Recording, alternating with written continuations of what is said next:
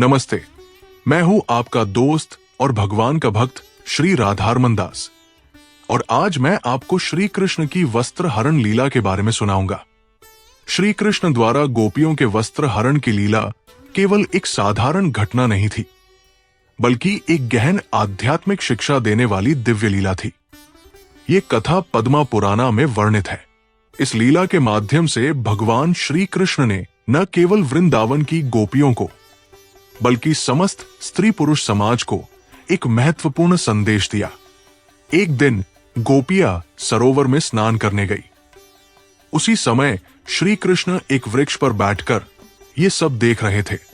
जब गोपियां स्नान में व्यस्त थी, तब श्री कृष्ण ने उनके वस्त्र उठाकर वृक्ष पर रख दिए।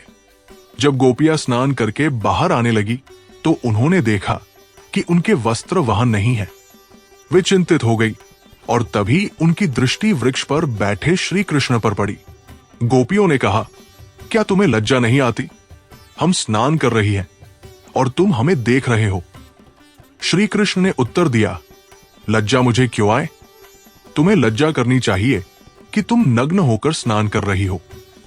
गोपियों ने कहा, हमसे भूल हो गई, अब कृपया हमारे वस्त्र लौटा दो। श्री कृष्ण ने पहले मना किया, परंतु जब गोपियां बार बार विनती करने लगी, तब उन्होंने कहा, तुम्हारे वस्त्र इस वृक्ष पर है, बाहर आकर ले लो। गोपियों ने उत्तर दिया, हम नग्न हैं, बिना वस्त्र बाहर नहीं आ सकते। तब श्री कृष्ण बोले, जब तुम जल में गई थी तब भी तो नग्न थी, तब तुम्हें लज्जा क्यों नहीं आई? गोपियों ने कहा, कान्हा, उस समय यहां कोई नहीं था। श्री कृष्ण ने समझाया, ऐसा कैसे सोच लिया कि यहां कोई नहीं है? मैं तो सर्वत्र और सदा उपस्थित हूं। आकाश में उड़ने वाले पक्षी, अन्य जीव, जल के देवता और यहां तक कि तुम्हारे पितृ भी तुम्हें देख रहे थे।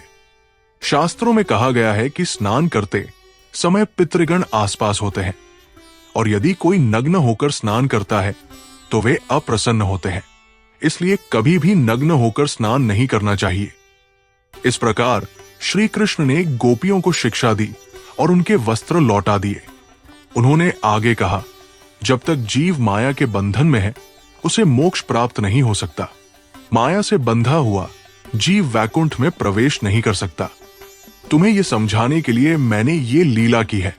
उन्होंने ये भी कहा, हे गोपियों, तुम मेरी परम भक्त हो, परंतु ये वस्त्र माया के प्रतीक है। ये तुम्हारे और परमात्मा के बीच बाधा बन रहे थे। जब तक जीव अपनी देह, अहंकार और स्त्री पुरुष की पहचान को नहीं छोड़ता, तब तक वो ईश्वर को पूर्ण रूप से प्राप्त नहीं कर सकता। इस लीला का एक और गूढ़ कारण है।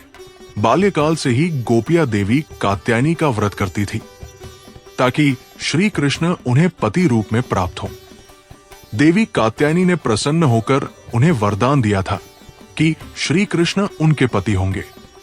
शास्त्रों के अनुसार स्त्री अपने पति के समक्ष ही पूर्ण समर्पण करती है। इस लीला के माध्यम से श्री कृष्ण ने संकेत दिया कि वे ही उनके परम पति हैं और उनकी भक्ति स्वीकार कर ली गई है। जो लोग इस लीला को सांसारिक दृष्टि से देखते हैं और गलत अर्थ निकालते हैं, वे इसके आध्यात्मिक भाव को नहीं समझ पाते। श्री कृष्ण की प्रत्येक लीला में गहरा आध्यात्मिक संदेश निहित है। वे अपने भक्तों के कल्याण के लिए किसी भी सीमा तक जा सकते हैं। वे आदर्श पुत्र, भाई, मित्र, पति और प्रेमी हैं। आशा है कि आप सभी इस लीला के पीछे छिपे दिव्य संदेश को समझ पाए होंगे।